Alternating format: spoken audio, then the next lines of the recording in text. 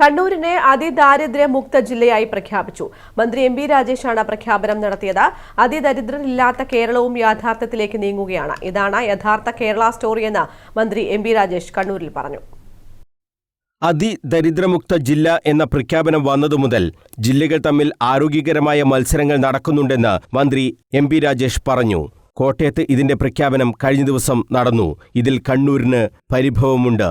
ആദ്യം തങ്ങളാണ് അതിദരിദ്ര മുക്ത ജില്ലയായതെന്ന് കളക്ടറും ജില്ലാ പഞ്ചായത്ത് പ്രസിഡന്റുമൊക്കെ തന്നോട് പരിഭവമായി പറഞ്ഞുവെന്ന് മന്ത്രി വ്യക്തമാക്കി. 4208 പേരെയാണ് കണ്ണൂർ ജില്ലയിൽ അതിദാരിദ്ര്യ മുക്തമാക്കിയത്. ഇത് വലിയ നേട്ടമാണെന്നും മന്ത്രി പറഞ്ഞു. അതിദാരിദ്ര്യമുക്ത സംസ്ഥാനം എന്ന പ്രഖ്യാപനം കൂടി മുഖ്യമന്ത്രി ഉടൻ നിർവഹിക്കും. കേരളം ഇന്ത്യക്ക് മറ്റൊരു കാര്യത്തിൽ കൂടി മാതൃകയാവുകയാണെന്നും മന്ത്രി പറഞ്ഞു. ചൈനയാണ് അതിദാരിദ്ര്യമുക്തമായ ഒരു രാജ്യം. അത് കഴിഞ്ഞാൽ അടുത്തൊരു പ്രദേശം എന്ന് പറയുന്നത് ഈ കൊച്ചു കേരളമാണെന്നും മന്ത്രി പറഞ്ഞു. ഇന്ത്യയിൽ ആദ്യമായ ഒരു സംസ്ഥാനം അതിദാരിദ്ര്യമുക്തമായി പ്രഖ്യാപിക്കാൻ ഇനി ഏതാനും ആഴ്ചകൾ മാത്രമേ ആവശ്യമുള്ളൂ.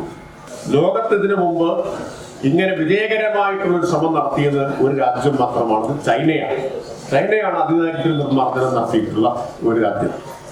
അത് കഴിഞ്ഞാൽ ഇപ്പോൾ ലോകബാങ്കിന്റെ രേഖകളൊക്കെ അനുസരിച്ച് ഫിലിപ്പൈൻസ് പോലുള്ള ചില രാജ്യങ്ങൾ, ബ്രസീൽ, ഇവരൊക്കെ ഈ ചുമതല ഏറ്റെടുത്തിട്ടുണ്ട്. പക്ഷേ പ്രഖ്യാപിച്ചിട്ടില്ല, ലക്ഷ്യം കൈവരിച്ചിട്ടില്ല. അപ്പോ ഈ ലക്ഷ്യം കൈവരിക്കുന്ന ചൈന കഴിഞ്ഞാൽ ആദ്യത്തെ പ്രദേശമായി കേരളം മാറുന്നു എന്നതുകൂടി നാം കാണുന്നു. ആ നിലയിൽ കേരളം ലോകത്തിന് കൂടി മാതൃകയാവുകയാണ്.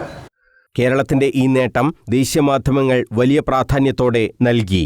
എന്നാൽ കേരളത്തിൽ അത് വേണ്ടത്ര ചർച്ച ചെയ്യപ്പെടുന്നില്ലെന്നും മന്ത്രി പറഞ്ഞു. സമ്പൂർണ്ണ ഡിജിറ്റൽ സാക്ഷരതാ സംസ്ഥാനമെന്ന നേട്ടം കൂടി കേരളം കൈവരിച്ചിട്ടുണ്ട്. അതിന്റെ ഉദ്ഘാടനം ആഗസ്റ്റ് 21 മുഖ്യമന്ത്രി നിർവഹിക്കുമെന്നും മന്ത്രി എം.ബി. രാജേഷ് പറഞ്ഞു.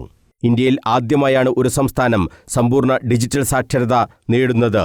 ഇത്തരം വലിയ നേട്ടങ്ങളിലൂടെയാണ് സംസ്ഥാന സർക്കാർ മുന്നോട്ടു പോകുന്നതെന്നും മന്ത്രി പറഞ്ഞു. ചടങ്ങിൽ മന്ത്രി രാമചന്ദ്രൻ കടന്നപ്പള്ളി അധ്യക്ഷത വഹിച്ചു. Collector Arun K. Vijayan report അവതരിപ്പിച്ചു.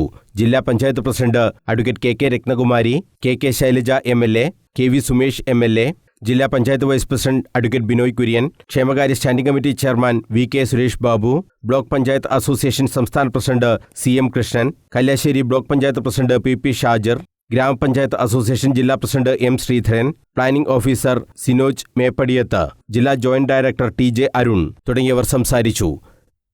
News bureau, Kannur.